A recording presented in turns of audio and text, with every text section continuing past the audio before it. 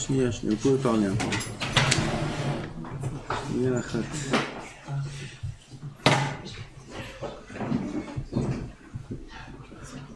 זה לדעת על זה ועל זה.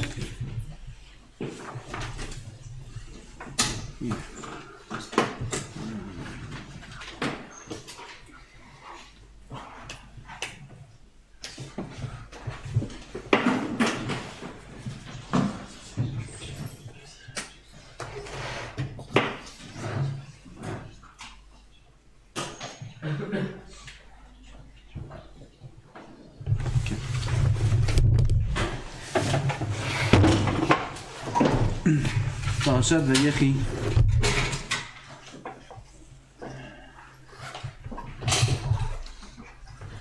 Yaakov bénit ses enfants, des grandes choses dans les bénédictions, les sodot, ne'alamim.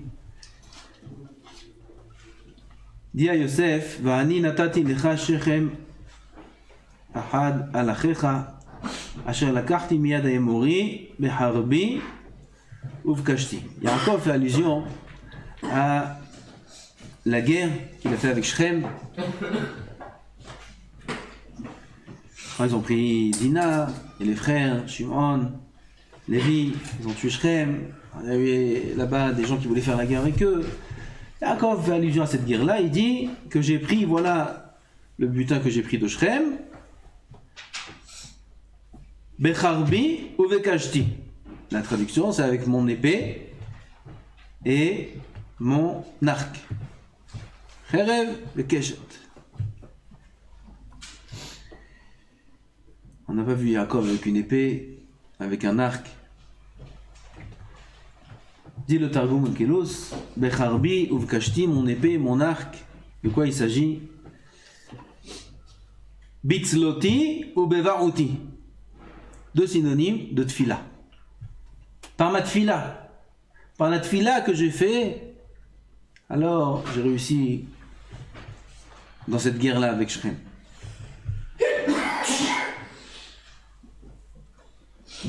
Top. D'abord, pourquoi le Targum il change? Partout dans la Torah, il écrit Cherev. Il écrit plusieurs fois le mot Cherev. Combien de fois c'est écrit? Je sais pas, demande à Rav Menaché. Combien de fois c'est écrit? Je sais pas. Aval, c'est écrit plusieurs fois, hein, le mot Cherev. Keshet, je sais pas. Cherev, c'est écrit énormément de fois. Là-bas, le Targum, à chaque fois, il dit Cherev, c'est la Tfila. Pas plutôt. Venus, ils ont tué Bilam par le Cherev. Cherev, c'est plutôt. Alors pourquoi d'abord ici le Targum, il change? C'est écrit Cherev Keshet, pourquoi tu changes? Pourquoi tu dis Cherev Keshet, c'est Tzoloti ou Varoti? Des synonymes de Tfila. Top. Alors on répond à ça comment? En disant, si jamais Yaakov parlait réellement d'une épée et d'un arc, il aurait dit, d'après la bonne conjugaison, il aurait dit Becherev ou Bekeshet, que j'ai gagné avec l'épée et l'arc. Comme on dit l'épée? Cherev. Pourquoi il dit Harbi, Kashti, mon épée, mon arc? Ah, alors là tu fais allusion à autre chose. Donc, à quoi il fait allusion? À la Tfila. Par la force de la Tfila, j'ai réussi. Alors une autre question que se pose. Alors Yaakov, pourquoi tu dis l'épée et l'arc? Alors on dit par la Tfila. Enseigne-moi un enseignement simple. Bon, dis-moi, par la force de ma Tfila, par la force de la Tfila, par la force de la Tfila, j'ai pris ce que j'ai pris, j'ai gagné les guerres que j'ai gagnées, et j'ai réussi à avoir ce que j'ai eu. Alors, dis directement, pourquoi tu dis Cherev et Keshet? C'est la question que pose Reb Sholem. Je vais drone, Anam Shalom. Et il répond par une histoire. Lors de la guerre des 6 jours, qui était une guerre, vraiment c'était incroyable, incroyable. Ce qu'ils ont gagné Israël, le pays devait être effacé. Oui, c'était vraiment une guerre terrible, du nord et du sud. Ils avaient tout prévu, le pays devait être effacé. Quelques années seulement après qu'ils l'ont reçu. Et non seulement ils ont réussi à repousser les ennemis, mais en plus ils ont pris du terrain. C'était une victoire de l'armée israélienne incroyable. incroyable, hors de normes, hors du commun. Ils ont écrit des livres sur ça, les goïms, ils ont écrit des livres sur ça, pour essayer de comprendre ce qui s'est passé là-bas. Ah, c'est clair que c'était des Nissim et Niflot. Ils sont venus voir le Rav Mubrisk, à l'époque. Ils lui ont raconté tout ce qu'il y a eu en Israël, la victoire, la façon dont ils ont agi, comment ils ont fait, les avions, comment ils ont pris par surprise l'Égypte, et c'était le timing exact, et c'était ça et ça. Le Rav, il écoute. En écoutant, le son de l'histoire qu'il entendait, il n'était pas sain. Comme si que celui qui lui raconte, il dit les prodiges de Tzahal. Comment ils ont réussi à bien, ça, et ça, et ça. Et le général ici. Alors, tout de suite. Il dit, qu'est-ce que vous croyez? Que c'est les tanks qui ont gagné la guerre? Que c'est les avions? Ah bah c'était avec les avions. Ils ont fait beaucoup de choses. Les avions qui ont gagné la guerre? Les bombes? Les soldats? Chas v'shalom. Comment ils ont gagné la guerre? Par les Teilim, par les Tfilot. C'est comme ça qu'ils ont gagné la guerre. Il a mentionné deux grands Gdolei Olam qu'il y avait à cette époque à Yerushalayim. Rav Shlomo Bloch, c'était un des Gdolim de l'époque. Encore un autre. Il dit c'est eux qui ont gagné la guerre.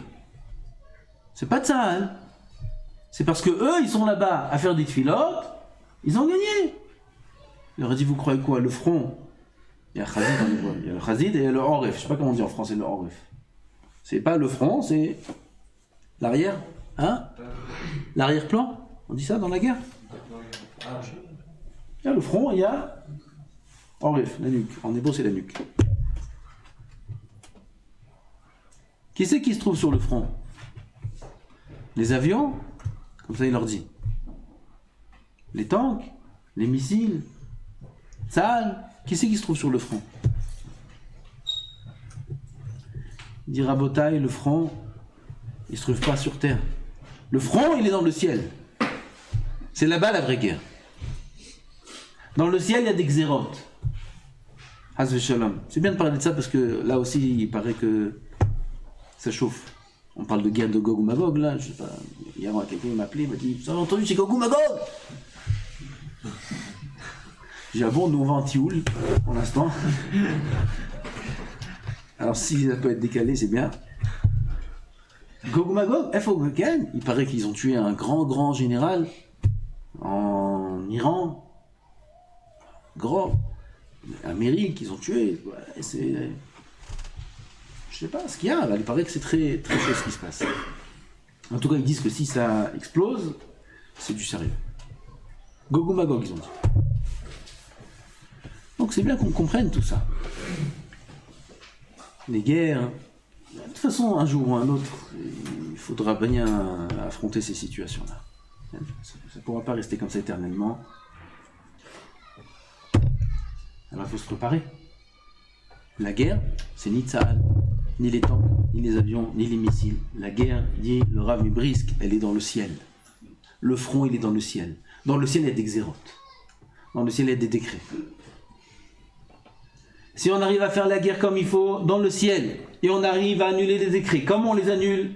Par des tfilot, par des tahanonim, par des teilim, par des tarniot. On annule les décrets qu'il y a, chas v'shalom, combien de décrets il y a? Même en ce moment. Combien de choses il se passe sans arrêt? On prie, si là-haut on a gagné, en bas, c'est un jeu d'enfant. Si là-haut, chas v'shalom, on a perdu, en bas c'est une catastrophe. Ah, il n'y a rien qui se passe en bas. Tout se passe dans le ciel. Tout se passe entre les malachim. Tout se passe. Il y avait des grandes sadikim de l'époque, il y a longtemps, qui étaient des mekoubalim. Eux, ils arrivaient à faire agir dans ce monde selon ce qui se passait dans le ciel, avec des schémotes. Ils arrivaient à faire bouger des choses dans le ciel, et dans ce monde-là, ils faisaient ce qu'ils voulaient. Ce pays-là, il anéantissait, celui-là, il le faisait tomber, celui-là, comme ça, c'est écrit dans les Sfarim des Mekoubalim de l'époque. Aujourd'hui, ça n'existe pas. Si on remonte encore avant ça, alors il y a des grands, Paro, Aman, tout cela, eux, ils arrivaient à faire bouger des choses dans les dans les sphirotes pour anéantir Israël. C'est-à-dire qu'on voit que pour gagner quelque chose dans ce monde, pour faire bouger les choses dans ce monde, il faut aller à la racine. Tout a une racine dans les Olamot Haelyonim, tout est là-haut. Là, Medinot, Voyamer, Ezole Cherev, Ezole Ra'av. Il n'y a rien qui se passe dans ce monde, rien. Tout se passe là-haut, tout. Comme ça, il leur a dit le Rav Brisk. Alors, qui c'est qui a gagné la guerre? C'est le Rav Bloch. C'est le Rav Tchetchik qui avait à l'époque Rav Tchetchik. C'est eux qui ont gagné la guerre. Parce que c'est eux qui sont mis là-bas, dans les Bateknisiot, Batemedrashot, qui ont prié et qui ont gagné, et ils ont annulé les décrets. Il y a un qui a posé une question là-bas alors. Il a dit, si c'est comme ça. Alors pourquoi il y a eu des pertes? Du côté israélien, il y a eu beaucoup de pertes. Après, on a gagné, c'est une victoire. Il y a eu des milliers de morts. Soldats, juifs. Pourquoi? Si les tzadikim sont venus, ils ont prié. Alors pourquoi il y a eu des morts chez les juifs? Alors il a dit sur ça aussi, j'ai une réponse. Une autre histoire. Avec le Rav Brisk, le Beth Alevi, un autre Rav Brisk. Il a marié son fils avec une famille très riche. Et ce fils-là, il a reçu en Nedounia, oui, c'est ce que la Kala elle amène, il a reçu une grosse Nedounia. Beaucoup d'argent, beaucoup de biens, beaucoup de choses. Et son père, le Beth Alevi, il a vu que il est un petit peu comme ça, pas de l'orgueil, mais il est un peu trop content, on va dire. Oui, Zachadato, comme ça s'appelle en hébreu. Alors il l'a senti comme ça, il l'a appelé. Il dit, tu sais mon fils, toute l'année d'Ounia que tu as reçue, tout l'argent que tu as reçu, et tu crois que c'est pour toi? Tu crois que c'est par rapport à toi? C'est parce que tu es mon fils. Tu es le fils du Beth Alevi. Ah, le fils du Beth Alevi, on ne peut pas donner des petites choses. Fils du Beth Alevi, il faut donner une belle Nédonia. Donc, t'envoles pas, en d'autres termes. Oui, c'est pour moi que tu as reçu cette Nédonia. Le fils d'un Tamil Chacham, elle a répondu. Il dit, papa, si c'est comme tu dis, c'est par rapport à toi, alors on aurait dû me donner le double. Parce que par rapport à ton kavod à toi, il faut donner beaucoup plus que ça. Alors si on va donner que ça, c'est que c'est pour moi. Alors il lui a répondu le Beth Alevi. Il a dit, écoute, t'as raison. Normalement, c'est le double que j'aurais dû recevoir par rapport à mon kavod. Mais qu'est-ce que tu veux que je fasse que le hatan c'est toi? T'es au milieu. Manassé. À travers cette histoire, il a dit le Beth Alevi, le Rav Brisk. Il a dit, Béhémet les tzadikim, quand ils font des tefilot, normalement, tout doit être halak. Sans problème. Il ne doit pas y avoir une perte. Comme il y a eu déjà plusieurs guerres dans Israël. Regardez dans les Nevi'im, dans les Ktuvim, combien de guerres contre les Pélishtim? Combien, sans arrêt, Pélishtim, combien de guerres? Il y a une perte, pas une perte. Rien. Et ils ont gagné, et des guerres beaucoup plus dures. Mais mettre la tefila des tzadikim, normalement ça devrait être du 100%. Alors qu'est-ce que tu veux faire qu'au milieu, il y a des gens qui disent, il y a des gens qui disent, notre armée, on a fait, on a réussi. Les pertes, c'est à cause d'eux. C'est à cause de ces gens-là. C'est des intermédiaires qui font une khatitsa, qui font une séparation entre Am Israël avec leur émouna simple et forte, et Akadosh Baruch Hu. Eux, ils viennent, ils sont chotzitzim. Ils disent, c'est nous, c'est notre force, c'est notre stratégie, voilà, on a réussi, voilà, notre plan, il a marché. Cette maladie-là, de croire que l'homme, c'est lui qui fait quelque chose. Et c'est ça qui fait tout perdre. Quand un homme, il croit que c'est lui qui fait quelque chose, Akadosh Baruch Hu le laisse faire tout seul, le laisse agir tout seul. Quand Akadosh Baruch Hu voit qu'on est entièrement, on se remet entièrement entre ses mains, c'est lui qui fait tout. C'est ça qui lui a répondu. Et après ça, il dit Reb Sholem, on comprend ce qu'il dit Yaakov Avinu. Yaakov Avinu, il est en train d'enseigner un grand moussar à son fils Yosef. Il lui dit, toutes les guerres qu'on gagne, C'est avec notre épée, avec notre arc. C'est quoi notre épée, notre arc? C'est quoi notre Yeshua? C'est quoi notre réussite? C'est la tfila, et que la tfila. Ne va pas croire qu'il y a une autre épée qui agit, qu'il y a une ishtadlout qui fait quelque chose, qu'un homme, quand il intervient, il pense, il a des idées, il agit, il investit, alors il réussit, qui croit que c'est ça qui réussit. Becharbi ou kashti, sache. C'est pour ça qu'il n'a pas dit bitfilati. Parce qu'un homme, il peut croire, il y a la tfila, et il y a aussi les moyens communs. Non. Becharbi ou kashti, ça c'est la seule épée qu'il y a. Le seul arc qu'il y a. La seule force qu'on a, c'est batfila. Elle est barechev, ve'elle est basousi, ve'anachnu b'shem Hashem Elokeinu nazkir. Elle est barechev, elle est basousim. Eux, ils font toutes sortes d'ishtadlouyot, eux, ils font toutes sortes d'études, ils font toutes sortes de diplômes, ils font des choses comme ça, ils font ça, pour Kilou, c'est ça qui amène quelque chose dans la vie. Tout se passe dans le ciel. Le front, il est dans le ciel. Et c'est pas que dans la guerre, dans toutes les choses, dans tous les domaines de la vie. Dans tous les domaines de la vie, on doit être entièrement dépendant de la Xéra d'Hachem, et c'est là-bas que tout se passe. Et c'est là-bas que notre tête doit agir. Comme Am Israël, même les gens les plus simples ont fait depuis toujours. C'est dans nos générations à nous où on a un bilboul. On croit qu'il faut faire agir des éléments, des personnes, il faut faire intervenir celui-là, faire intervenir ça. Nos grands-mères, elles étaient plus grandes que nous, beaucoup plus grandes que nous. Parfois, quand on parle avec des anciens, des gens qui comprennent. Voilà, je vais faire comme ça, tout de suite. Je parle pas des gens un peu comme ça, trop vieux. Des gens qui comprennent, mais des anciens, qui ont de l'aïmouna. Qu'est-ce que tu veux pas? D'abord, c'est lui qui décide. D'abord, c'est lui qui gère.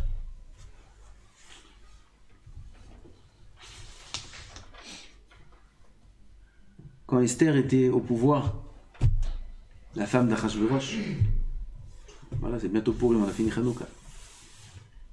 Il y a eu le décret de Haman. C'est un grand décret au rang diplomatique, politique. Il y a un peuple, il faut anéantir un peuple, des décrets, toute une stratégie, toute une façon d'agir, etc., etc.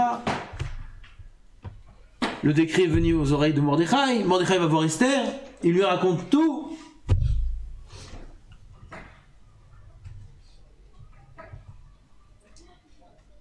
Comment un homme réagit, la première chose?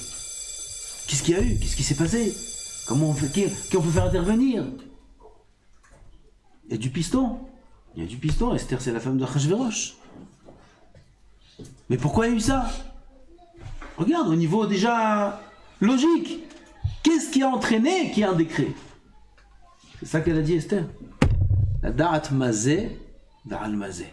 Mazé ve'al mazé. C'est quoi cette répétition? Pour savoir qu'est-ce qui se passe. Comment c'est écrit dans la Megillah? Mazé ve'al mazé. Première chose qu'elle demande Esther. Peut-être qu'ils ont transgressé une des paroles des 5 Chumashim de la Torah qui a écrit Misé ou Misé hem ketuvim.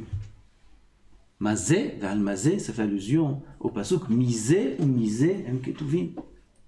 C'est là les 5 Chumashim de la Torah. Peut-être qu'ils ont transgressé une avéra. Ça, c'est la réaction. C'est le réflexe qu'on doit avoir. Quand il arrive quelque chose à l'homme, son réflexe, c'est qu'est-ce que j'ai transgressé? Pas son réflexe, c'est pourquoi c'est arrivé? Qu'est-ce qu'il y a eu? Ou on a oublié de faire quelque chose? Non. Le réflexe, c'est la date mazé ve'al mazé. Et tout de suite. Aussi, Mordechai, il dit Tsumu alay. Après, oufren avo el hamelech. Qu'est-ce qu'on fait en général, nous? D'abord, on s'assoit, on réfléchit, pourquoi il y a eu ça, les raisons logiques qu'il peut y avoir, et après, comment on s'en sort, et après, on prie.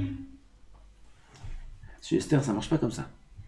Chez Esther, ça marche d'abord vetsumo alay, d'abord on fait tarniot, ou freine avo el hamelech. Et après, je vais voir le roi, et après, on utilise les moyens, qui sont les moyens conventionnels, les moyens qui s'appellent la ishtadlut. Aval pas laisser passer en premier la ishtadlut et après la tfila. Ça marche pas dans ce sens-là. Dans mon Atioul. Alors en raccourci, je vais raconter des belles histoires. Deux belles histoires. Qui racontent ici le Rav. Il y avait un tzaddik qui s'appelait Rabbi Chaim Tudres Herschler. J'ai pas connu. Aval, après ce qu'il y a écrit ici, c'était une des images, des figures, on appelle ça.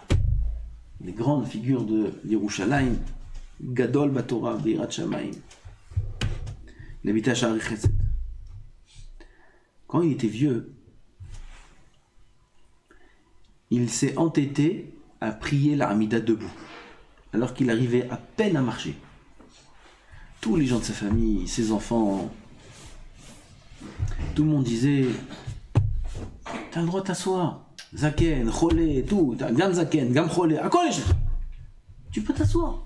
De deux, c'est dangereux. Chas v'shalom, si pendant la Hamida, les gens lui jouent un tour, et il tombe, bah, ça peut être fatal. » Il n'a rien voulu entendre. Rien, il a voulu entendre rien ni personne. Messirut, Nefesh pendant la Hamida, il restait debout jusqu'au dernier de ses forces. Il terminait la Hamida, tout de suite il s'asseyait. La Chazara était assis. Voilà qu'un jour, pendant la Hamida, tout d'un coup, tout le monde le voit au Beth Midrash, il tombe en pleine Hamida. Tout le monde s'arrête, il s'appelle les secours, etc. Il est vieux, un coup.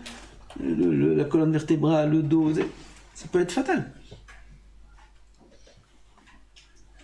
Baruch Hashem, il n'a rien eu. Il y a eu le secours qui sont venus, ils l'ont vu, ils l'ont vérifié. Baruch Hashem, son dos il bougeait, il pouvait bouger. Ils l'ont assis, un verre d'eau. Baruch Hashem.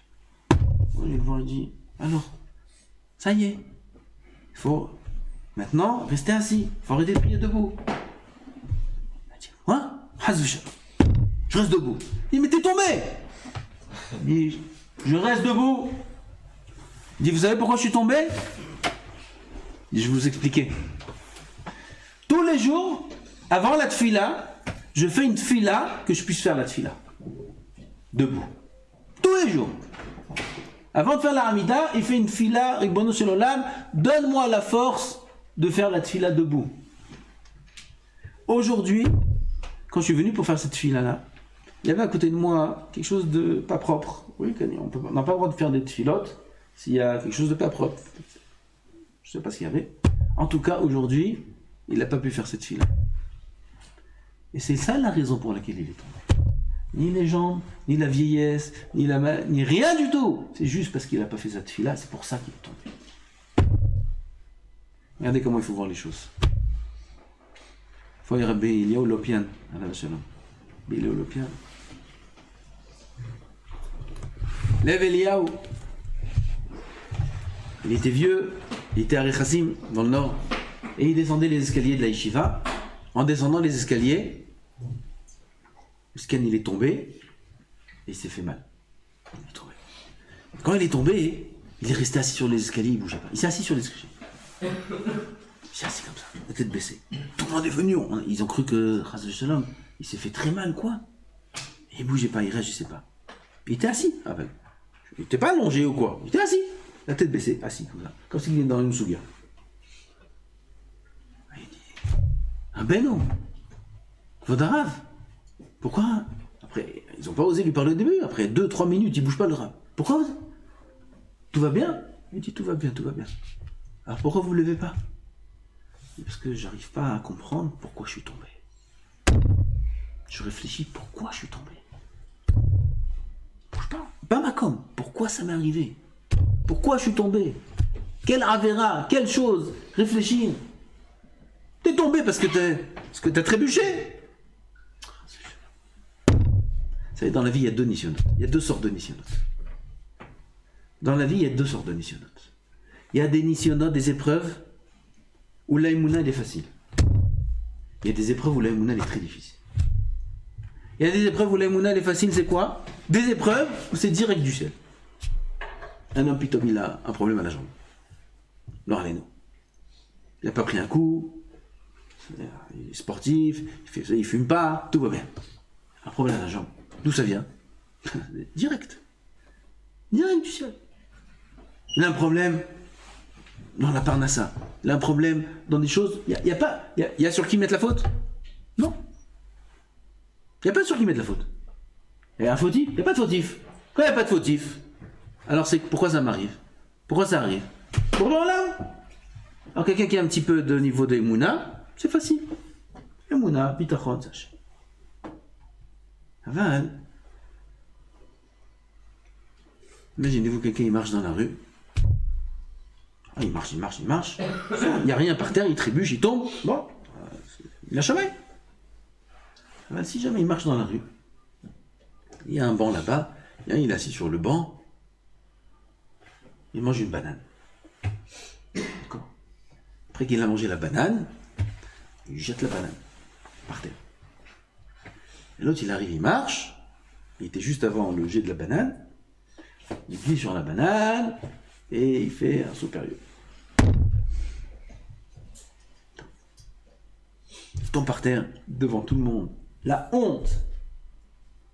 Réflexe, c'est quoi? Non mais monsieur, vous pouvez pas faire attention. Vous faites ça, mais si c'est amené t'as mazik, je te robim, mais c'est mazik pour, c'est mazik, mais c'est rasso, ça dépend si c'est à Paris, si c'est en Provence. Mais bon, chacun se fait ses réflexes. Même dire mazik, c'est pas pachout. Même utiliser la Torah, c'est pas pachout. Pourquoi si tu trébuches sans rien du tout, c'est boré en l'âme? Et s'il y a un fautif, c'est lui le fautif. Là aussi c'est boré en l'âme. Là aussi c'est boré en l'âme, c'est pareil, t'aurais pu marcher à côté de la banane. C'est la même chose. Il tombe dans un bord, il tombe dans un trou. Qui a fait ce trou? Qui a fait ça? Qui a fait ça? L'autre il a laissé les portes ouvertes de la chambre. On lui a volé à quelqu'un dans la chambre le portefeuille. Pourquoi on a volé le portefeuille? Parce qu'il a laissé la porte ouverte.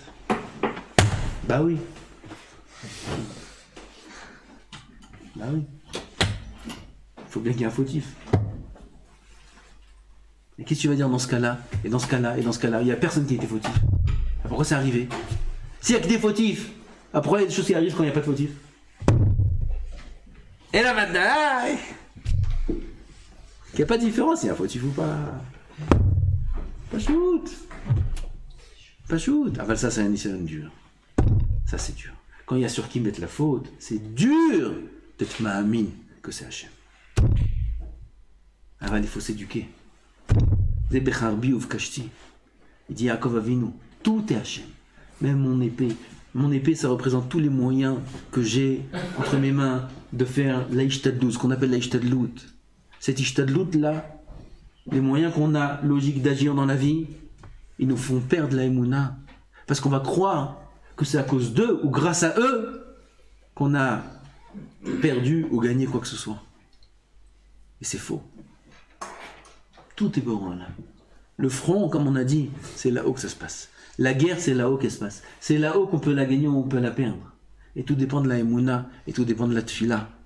Et comme ça, il faut s'habituer dans toutes les choses de la vie, surtout dans les épreuves qu'on a, de savoir qu'il n'y a rien ni personne qui peut nous faire quoi que ce soit, si ce n'est un décret divin. Il aurait pu ne pas jeter la peau de banane. Pourquoi tu ne vas pas une étape avant? Pourquoi tu ne vas pas une étape avant? Il aurait pu ne pas la jeter. Ou il aurait pu la jeter derrière. Il y aura un autre qui l'aurait repris dans la figure. Ah bah, toi, tu ne serais pas tombé. Pourquoi la jeter comme ça? Pourquoi à cette distance? Pourquoi exactement dans ta trajectoire? Ça aurait pu être encore quel centimètre après ou avant? Il n'y a pas une ashgacha. Surtout, il y a une ashgacha. Ah bah, nous, on n'a pas... Nous, on voit le fautif. On cherche le fautif. Et c'est une erreur. Il n'y a pas de fautif. Le fautif, c'est toi. C'est toi le fautif. C'est ta avérote qui ont entraîné ça. La date mazé vers mazé dit Esther. Al mazé avrou al divrei Torah. Pourquoi il y a eu le décret d'Aman? Pour aucune raison politique, ni géopolitique, ni tous les beaux termes qu'on nous apprend à l'université. Tout là-bas c'est de la kfira. Kfira b'Hashem. Aucun terme. Mazé ve'al mazé, yesh Torah, yesh mitzvot, yesh manig la bira, yakadosh baruch hu qui manig son monde, il est manig son monde selon la Torah. S'il arrive à quelque chose, c'est parce qu'il a transgressé la vérote. parce qu'il n'a pas fait peut-être les mitzvot, et même peut-être parce qu'il n'a pas fait les mitzvot Besimcha, d'où les 98 clavot. Tout est écrit dans la Torah. Et notre travail, c'est de s'éduquer, léat, dans les petits missionnaires de la vie, à savoir que tout vient d'Hachem.